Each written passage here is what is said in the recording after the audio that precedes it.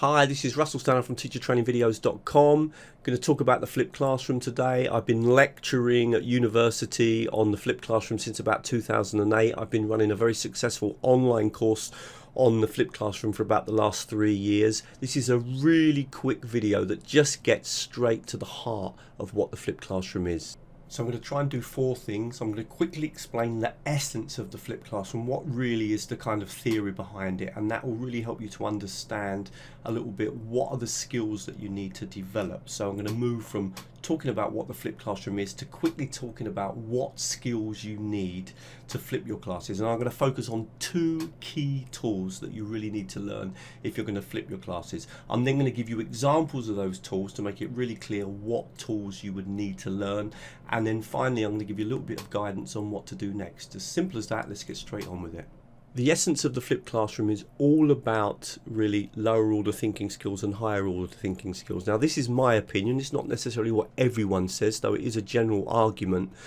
If we take, for example, a history lesson and you go into the class and it's a lesson on the Russian Revolution. So you're in the lecture, you're taking notes, you're learning basic information about the Russian Revolution, and then perhaps the lecturer says, for homework, I want you to talk about how the Russian Revolution could have been avoided. So what you're really doing then is learning the basic stuff in the classroom, the understanding and remembering, basically learning about the Russian Revolution while you're in the class with the teacher. You do the more difficult stuff when you go off and you leave the classroom and you begin to apply and analyze the information that you've just been given. So you're moving from lower order thinking to higher order. Now, why can't we do that the opposite way round? Wouldn't it be better if I did the lower order thinking skills on my own? So I went home and watched a video about, for example, the Russian Revolution, and then came into the class with the teacher, and then we perhaps had a discussion in groups about the ways that the Russian Revolution could have been avoided, and then perhaps our group does a presentation. So we would do the lower order thinking skills at home on our own, and then the higher order thinking skills where we need more help from the teacher, well, the teacher is there, we're doing them in the class. So we're flipping the class, we're almost flipping the order in which we kind of focus on the thinking skills. So instead of doing the thinking skills, the lower order thinking skills with the lecturer, we do those on our own, and then we do the higher order thinking skills with the lecturer in the class by applying and evaluating and analysing the material we get. Now, that is a really simplified explanation of what the flipped classroom is, but for me it is the essence of why we might take this approach. It's just a form of blended learning, but it's a form of blended learning that is trying to organise the learning through the principles of Bloom's, in other words, through the taxonomy of the different learning skills. So the flipped classroom is not a methodology, it's simply an approach to delivering your learning. It's a blended learning approach based on the principles of Bloom's. In terms of learning theories, it's kind of pulling from 2 theories, or initially it did that. In other words, at home you're doing kind of behavioristic type activities, you're just reading material or watching a video and then doing a simple exercise to help you memorize it. Then in the class you're doing more kind of constructivist, problem-based, task-based learning where you're working in groups and obviously trying to apply the knowledge that you learned at home.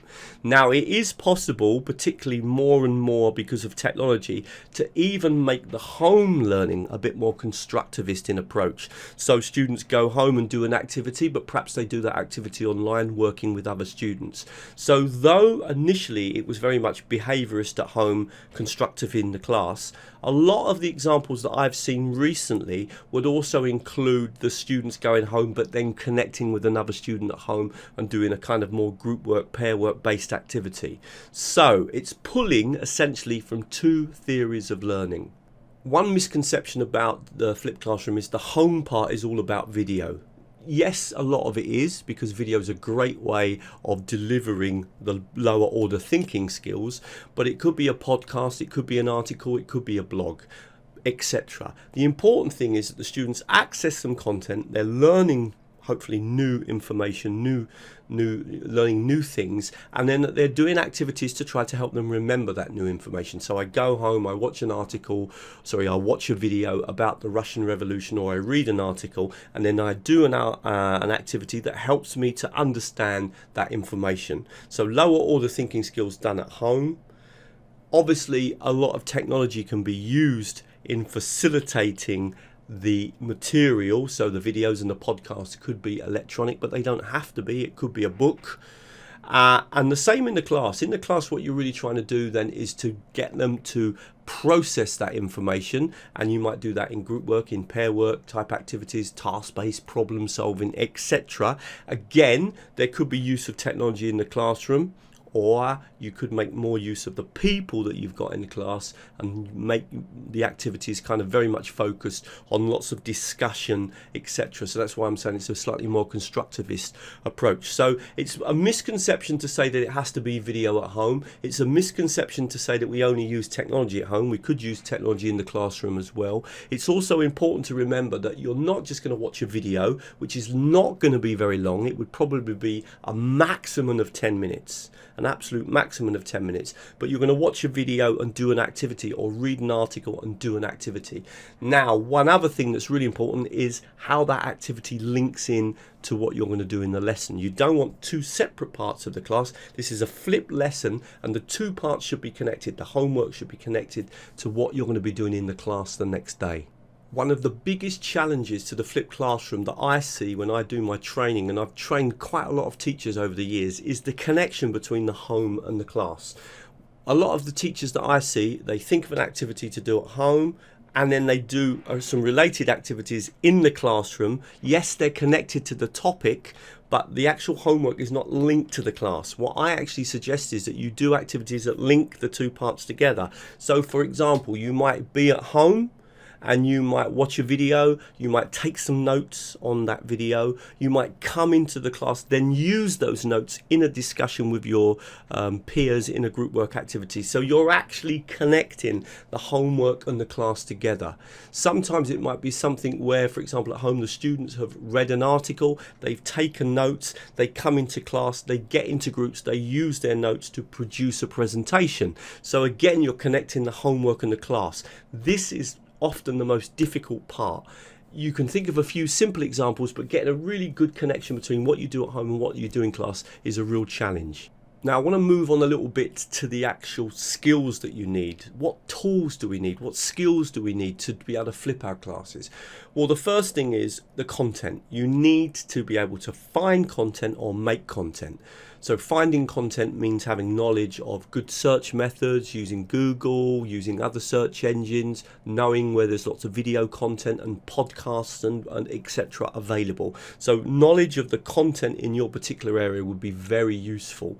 There are lots of places, for example, that host videos apart from YouTube. The other thing is making content. Now this is really important because you can make content very easily. Most of the video content that is on flipped classroom courses, if you look at Aaron Sams and Jonathan Bergman and the Khan Academy, most of them are using screencast technology. So the two things that you need in terms of content is knowledge of where to find content, but also knowledge of how to create content using screencast technology. So that's one key skill that you need. Screencast technology is the ability to record the screen of your own computer, just like I'm doing now. I'm recording this lecture using screencast technology. And the second thing that you need, or maybe we can say the third thing you need, is knowledge of some kind of repository, some place to organize that content. In other words, if your students are doing a flipped classroom, they need to be able to come on to an environment like Moodle or Schoolology or Edmodo or It's Learning. There are many of them, Blackboard, etc. Come on to a central repository, go to their lesson, week 1, week 2, week 3, and find the content and the activities. So maybe knowledge of just 3 things: good search skills, how to make content using screencast technology, and a place where your content's going to be organized. Now, something that's really important about the repository that we're going to use, Edmodo, Schoology, Moodle, Blackboard, is we're going to put our content up there nicely organized week 1, week 2, week 3, but we're also going to give students activities to do. Now, some of those activities they'll do on paper, but some of those activities they might do online. And that's the great thing about Edmodo and Moodle, is that they allow for us to have quizzes or have discussions or set different types of activities for our students to do once they've accessed the content. So that's why knowledge of a repository to keep the content is so important. It's not just using that repository to keep the information, or we can call it a virtual learning environment. So if we're using Moodle or Edmodo, yes, it's great because we can put our content there, but it's also great because then we can create activities around that content that help the students to remember the information. Don't forget though, it doesn't always have to be an activity that's done online. It might be an activity that's done on a piece of paper. So far I've talked about the kind of technological skills that teachers are going to need. They're going to need to be able to find information, create information, and then organize all that content in a repository. And those are perhaps the technical skills. But there are also skills about the classroom that we need to consider as well, because in the lesson, the teacher's going to be doing activities that are task-based, pair work-based, problem-solving based. That, for a lot of teachers, is a big shift, and it's a real challenge to think of activities that are going to process and facilitate and allow students to do these higher order thinking skill type activities. So coming up with activities that will encourage higher order thinking is a real challenge to teachers as well. So is, of course, the classroom management of that. If a teacher's been used to kind of standing at the front of the class delivering a lesson and is now suddenly doing pair work and group work based activities, that can be a challenge. That's definitely what I've seen when I've worked at universities myself and had a team of teachers working with me where we were trying to implement the flipped classroom. In fact, I would argue that that is the biggest challenge. It's actually really what we do with this new way of working in the class, because for many teachers who come from a traditional mode of teaching, this is quite a shift. Now, what I do here at Teacher Training Videos is train teachers to use technology, to incorporate technology into their teaching and learning. So what I'm going to do now is just very quickly highlight the 2 technologies that I think would be really useful if you're thinking of flipping your classes. I'm not going to focus on the skills for searching for content. I will direct you to some material to help you do that at the end, but I'm just going to show you demos very quickly of these 2 technologies and why they're so useful. So screen capture technology and Edmodo, which is a virtual learning environment, a repository for keeping all of the content. Now I'm going to use a technology called Snagit as my screen capture technology just to demonstrate how it works. It's so simple. You simply just mark an area that you want to record on the screen and click one button. It really is that simple. It also records your voice. There are many of these tools around, but after many years of using them, this is the one that I like. It's quick, it's easy, it's reliable. If you simply click here on the capture button, you mark the area that you want to record.